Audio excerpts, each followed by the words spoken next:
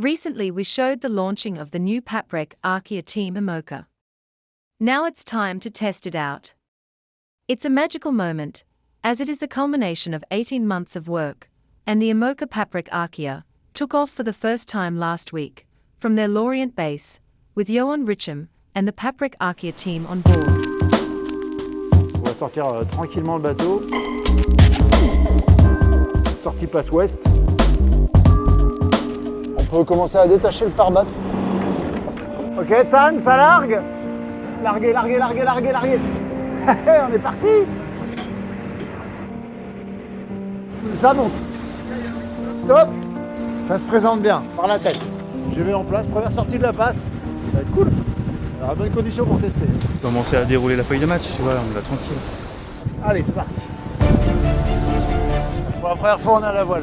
Ça s'envole un peu, il y a le nez qui se lève, ouais, on atteint 15-16 nœuds. On va finir à 25 nœuds à un moment. Il est venu un peu. Ah bien, c'est bien. 21 nœuds, 25 nœuds. Il a la banane. Hein. Ça c'était bon, on l'avait pas prévu celle-là. Celle-là, elle fait du...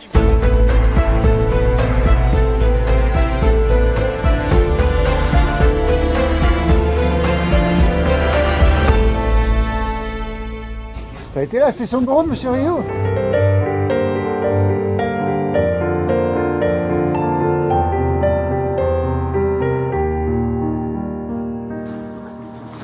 Waouh! Waouh! Oh! Mais non! Oh, c'est pas possible! Mais non! Là, c'est magique, hein? Non, c'est trop propre, mon gars.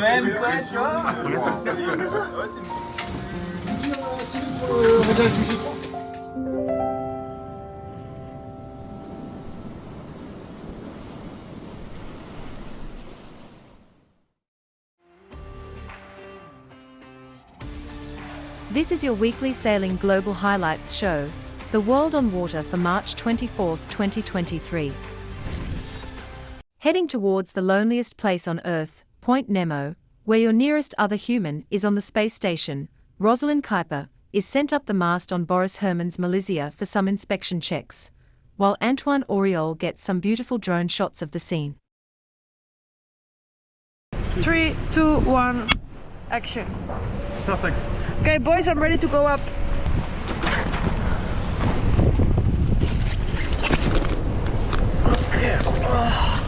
Oh, I forgot how nice this feeling is. Very nice and sunny day.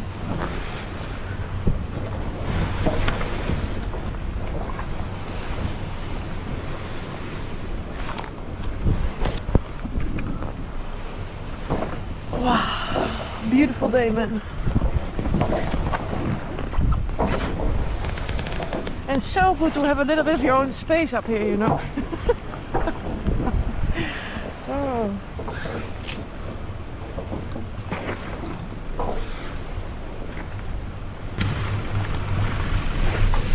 Half a meter, slow down,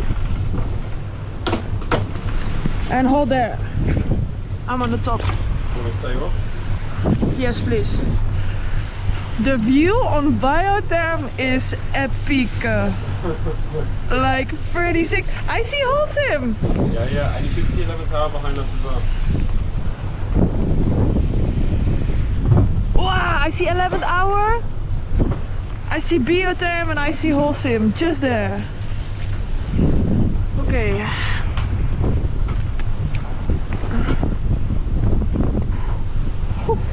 The mainsail strop is pretty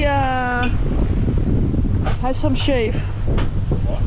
The mainsail strop, the one was the ring was attached to the headboard car. I'm gonna make the safety lashing there just to be sure.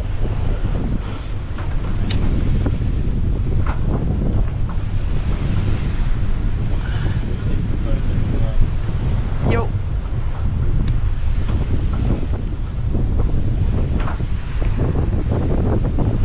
The strop is pretty damaged. Like the white one I'm putting the lashing on now, you know. I think it might hold, but it might not. Yeah. Oh fuck.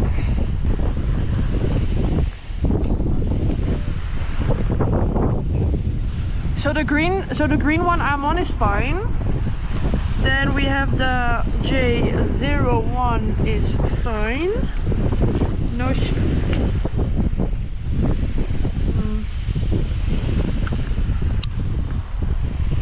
No, it looks all good.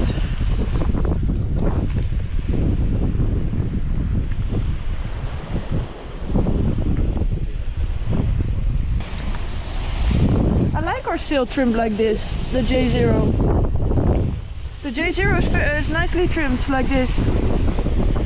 Yeah, you can just lower me down, then I'm gonna tap the repair and then the upper shrouds, and then we go back, then we go down to the J3. Yeah.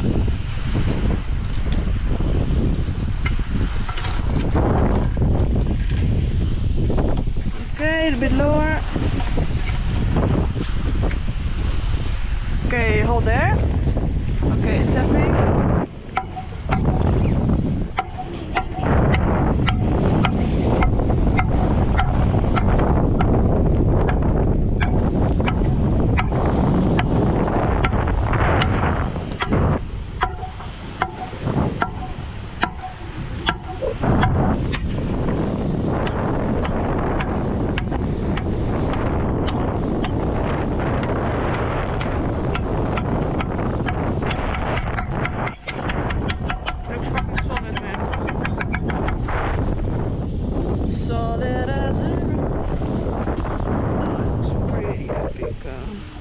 No, just some resin.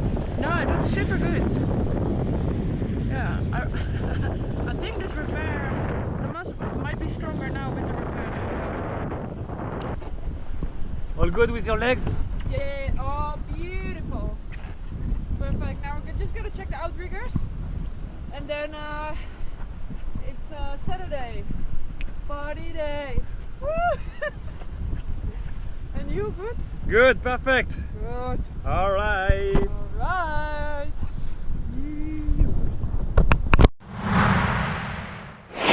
Last week we visited Donna Bertarelli and Yann Guichard, skippers of the huge 30 by 30 meter Spindrift Racing Trimaran, as they stood by to break the world circumnavigation speed record, the Jules Verne Trophy.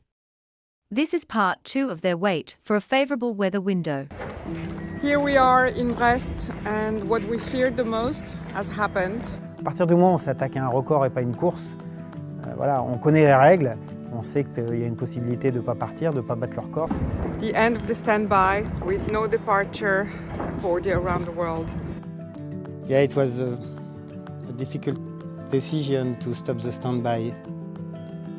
Tous les jours, on regarde les fichiers météo, hein. On a une actualisation 2 fois par jour, le matin, le soir, donc c'est un peu une routine quotidienne.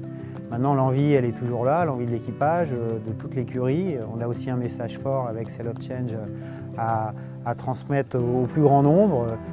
Our hopes stay high, and the record will still be there for us next year, so fingers crossed, to be resilient and keep spirit up. Mais voilà, on a un magnifique projet, un magnifique bateau et il va y avoir encore plein de records à aller chercher. And the love for the ocean is still here. Still here, the record will always be there. Exactly, and so we'll go back, and we want to go back because we want to protect the Southern Ocean. We want to continue to sail for nature. Yes. And we have a big message that we want to take around the world. Yes. So thank you for your support, and we will be soon back with A new adventure. Exactly. Thank you. Thank you.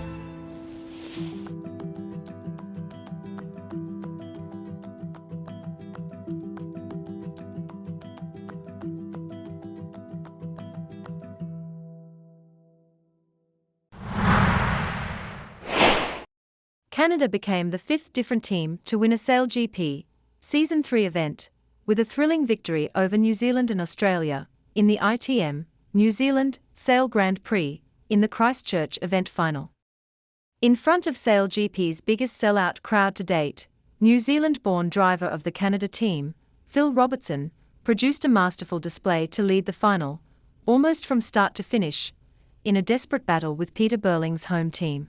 Canada's historic win in Christchurch will provide a big morale boost to the team after the emotional experience of Sydney, driver Phil Robertson has said. The Canadians went head-to-head against home favourites New Zealand and season leaders Australia on the waters of Wakarup Littleton Harbour in a race packed with close crosses and dramatic moments. Despite falling off the foils and even picking up a boundary penalty, it was Robertson's team that came out on top, bursting across the finish line ahead of the Kiwis. Speaking after racing, Robertson said the historic win meant even more coming off the back of an emotional event in Sydney. Canada's wing and brand new F50 sustained significant damage in an extreme weather incident shortly after racing on the first day. While the crew had a tough time as a result of the incident, the adversity brought the team together. That's massive for any team sport, so we're a tight group now, and to get a win like that is pretty special, he said. Canada's first event win comes after the team lost out in the finals of Bermuda and Chicago at the beginning of the season. Since then, Canada has finished in the mid to bottom fleet. Robertson said he was stoked to get the monkey of an event win off our back, adding, "There's not many teams that have got a SailGP win." Strategist Isabella Berthold added, "We've been working so hard behind the scenes, and for it all to come together and cross the finish line was absolutely incredible." Robertson dissected the moment Canada picked up a boundary penalty on the sixth leg of the race. It came soon after New Zealand briefly took the lead on the fifth leg of the race and could have opened the door for a second Kiwi overtake. However, the penalty cleared quickly, allowing Canada to recover and regain speed on the approach to the finish line. In hindsight, we could have done a slightly better job of staying in front. We let them into the game, but managed to seal it at the top. He reflected on the little error, estimating that the boundary infringement must only have been a couple of inches. "I actually thought we would have been fine, so I was surprised to hear we got a penalty, but it is what it is, and it actually probably set us up all right for the rest of the race," he added. Canada's triumph now means a total of 5 teams have won an event in Season 3, with Canada joining Australia, New Zealand, France and the United States. As the INEOS Britannia team pushed ever harder on the Bay of Palma, the inevitable occurred, as a rapid-fire bear way at the windward mark saw the team hurtle off downwind, before throwing a fast jibe, and losing the rudder on a wave, caused the boat to nosedive and screw into the inevitable capsize. It's all part of the game now in the America's Cup in these small foilers, and Giles Scott, always sublime in interview, was nonplussed by the on-water shenanigans. Giles Scott, first of all, tell us what position you were in on the boat today. I was helming on the port side. Okay, so it was a pretty classic Palma day today. Breeze was pumping, pretty bumpy in the rib for us, but describe the conditions if you could from your point of view. Yeah, it was an awesome day. We've been looking forward to today for quite, almost all week, because the forecast has been good for today for quite some time. Yeah, it was southeasterlies, 15 to 18 knots with a building sea state. So yeah, great conditions for sure. What was the goals that you set yourself when you left the dock this morning? What was the plan? Well, we've done a good few days in the 40 now, but with the weather here, we've not had any real windy days. So it was nice to be able to get out a little bit up range, not all the way to the top of the range, but up range for sure, and into a bit of sea state as well. We saw you with the J2 originally, and then pretty quickly changed to the J3. Yeah, makes a big difference. Yeah, it does. These boats seem to like getting onto the smaller jib codes pretty early.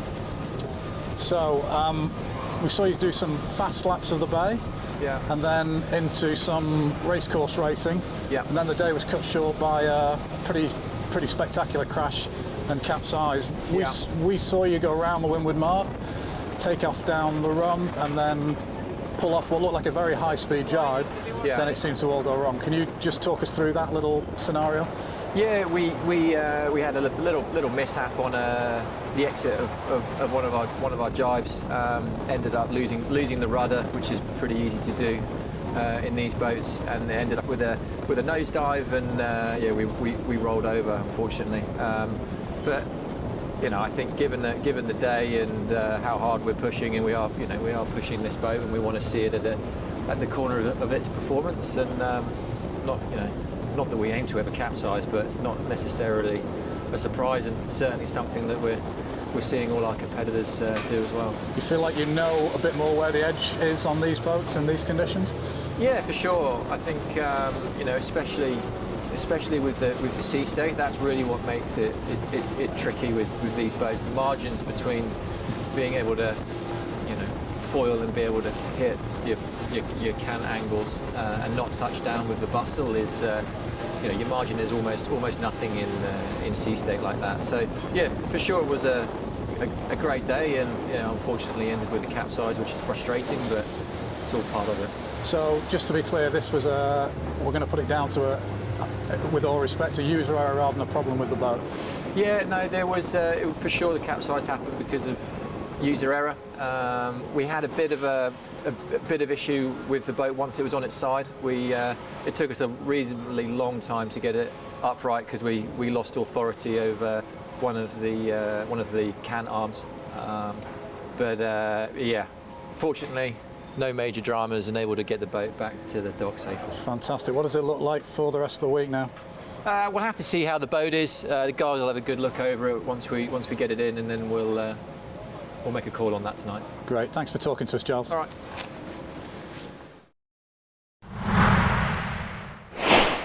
Kirsten Newschafer in the Golden Globe round the world race here is shown in the Atlantic heading south on the Cape Town leg, when actually, today it's day 199. And she's leading the fleet in the doldrums heading north towards basically in the same spot in the Atlantic as before. And the finish is 3,163 nautical miles away in France. She's a game solo sailor, as she climbed overboard and had a swim in the Atlantic while sailing fast. Would you do that? Yeah, still can't believe what happened last night. Poor guy. And I'm sure thinking of him. Well, this is taking comms to new extremes. Absolutely like a mirror.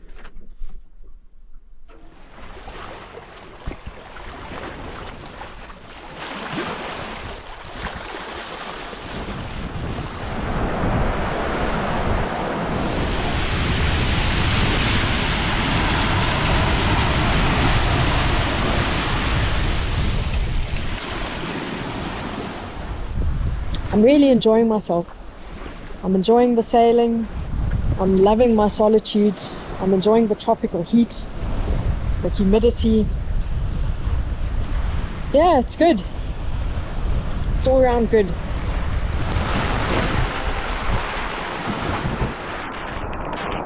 There's the school now.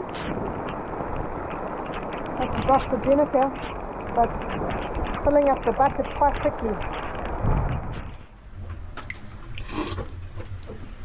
It tastes pretty good.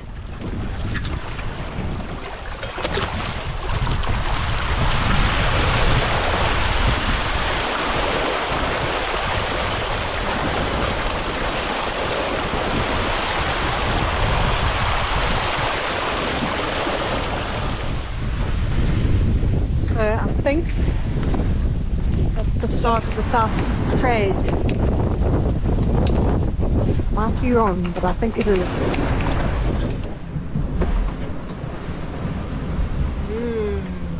It's funny how one just craves things from home from time to time. Alright, what a view! Absolutely spectacular. That's Manaa from aloft. And then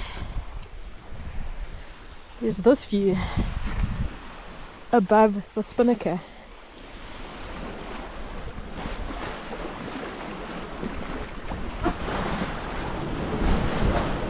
Now I can see land and I want to get there.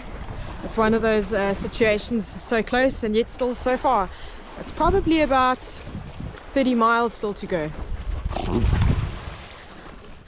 Oh, shame, poor little thing. Didn't mean to give him a fright. The beauty of the water around the Cape. Okay, hello! Whoa, whoa, whoa, whoa! You can't see a thing, but welcome to Cape Town. Okay. So good to see us. Good to see you got your sea boots on. Oh yeah, best grip. Yeah, exactly. So big smiles, you feeling good? Yeah, feeling good Yeah. for sure. Yeah, everyone's having fun watching. Yeah, I've been having fun being out there. I've been lucky. How do you feel now heading down deep south and across to, towards Cape Horn? Like, it's your home, but just try and express it to us, Well, I think there's always a feeling of trepidation, anxiety heading down that way. I know I've just got the easy part behind me now, the first easy leg, but I'm looking forward to it. I really am. Yeah, I'm looking forward to it as much as I'm anxious over it. Yeah. So, what's the story with weather reporting? Have you been getting any at all? Oop. Oh, more people! Light them up! Hello! Light them up! We better light them up. Put it on bright! Put it on bright! We got some revelers here. Yes, I'm not sure who they are, but they're obviously big fans. So you're having fun. What's the best part? How would you describe the best part about GGR right now? I've actually really enjoyed not having a GPS, because that was the thing I was kind of worried about, but also the thing I really wanted to be able to do. So that's been great, because it's forced me to be really observant, and it's also been quite interesting not having very detailed long-term and large area weather forecasting, because it makes you think and try and calculate the weather system far more. So those are aspects I've really been enjoying. But then, because it's a race, I'm supposed to be sailing the boat as fast as I possibly can, whereas on a delivery or a charter, it's not about speed. So I'm enjoying the performance factor of it as well, really trying to tweak the boat and make her move as best as can. Okay, we better see if you've got any tapes you want to send over, letters and bits and pieces. Yep. We should grab them just to make sure we don't forget them. All right, so we're going to just pull away a bit and leave you to your other spectators here. It's really good to see you. It's really good to see you happy. A lot happier than Lanzarote. Yeah, I was being a bit melodramatic.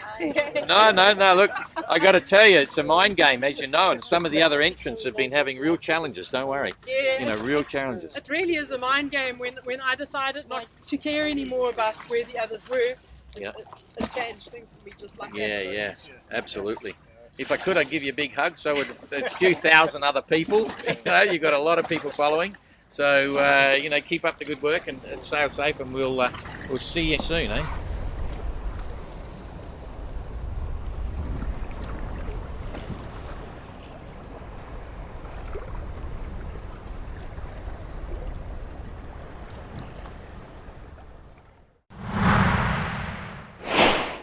Motoko Sato wins on home waters to lead Women's Wave PWA World Tour. With the forecast unfortunately not looking promising at all for the remaining days of the 2023 Spike Omizaki Japan World Cup, the decision was to officially end the event, meaning that all results stand, as they were after the opening day. Within these final days we caught up with some of the riders as they experience a traditional Japanese blessing, beach cleanups, and the closing ceremony.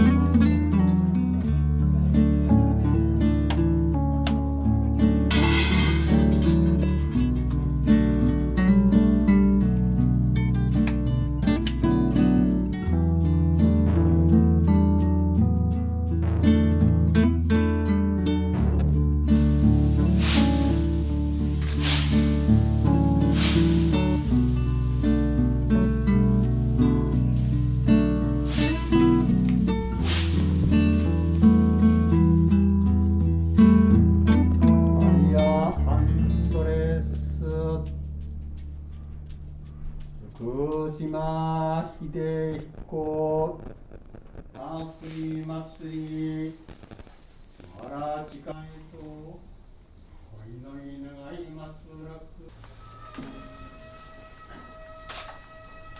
で気をつけですで2回お願いしますいいですよで気をつけをして2人揃ってますねはい気をつけはいまず2回お願いします1回目もう1回で2回手をします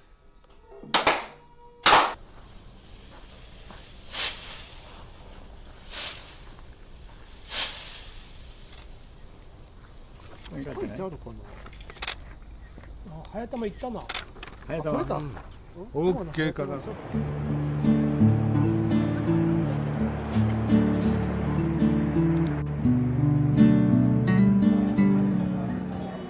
大会実行委員長、佐藤。The legend.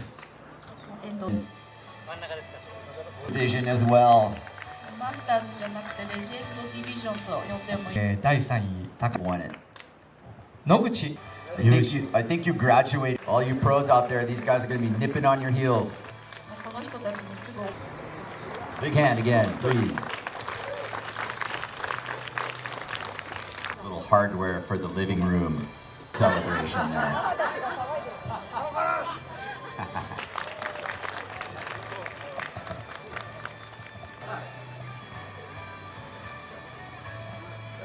Four of you really well sailed in these conditions. It's impressive what the level is out there. Motoko got a couple really long rides, deserves the win. All four of you could have won this thing. Keep your chin up.